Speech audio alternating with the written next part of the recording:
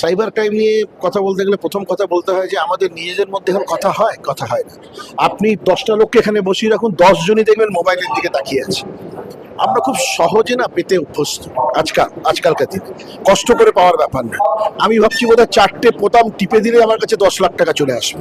দেখুন, আপনাকে যখন লোভ দেখানো হয় তাই তো করে, এই টাকা পাবেন, ওই টাকা পাবেন, এই লিঙ্ক যাচ্ছে, লিঙ্ক দিন, আপনাকে 14% আপনাকে সুদ দেবো, আপনার কাছে আপনার এই টাকা আছে, আপনাকে দিন। আর তারপরে আমাদের এত লোভ বেড়ে গেছে এখন যে আমরা কোথায় থামতে হবে জানি না। তো সাইবার ক্রাইমে যেহেতু এখন it's depends on absolutely on mobile, এই মোবাইলটাকে আমাদের যতটা মানে মোবাইল এবং আমাদের এটা এখন আমরা তাকিয়ে আছি, তো সেই জন্য ইটস লাইক দ্যাট। আমরা মানে আমাদের থেকে তো সচেতন করার চেষ্টাই হয়, সাইবার ক্রাইম থেকে তো প্রচুর কাজ হচ্ছে।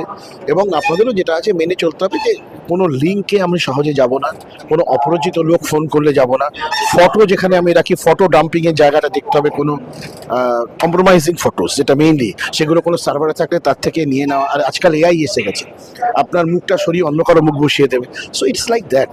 তো আমাদেরকে সচেতন হতে হবে। মূল কাজ হচ্ছে আমি কোনো আননেসেসারি লিঙ্কে যাব না, কাউকে ওটিপি দেবো না। এইটুকু যদি মেনটেন করতে পারি তাহলে আমি সব পারবো।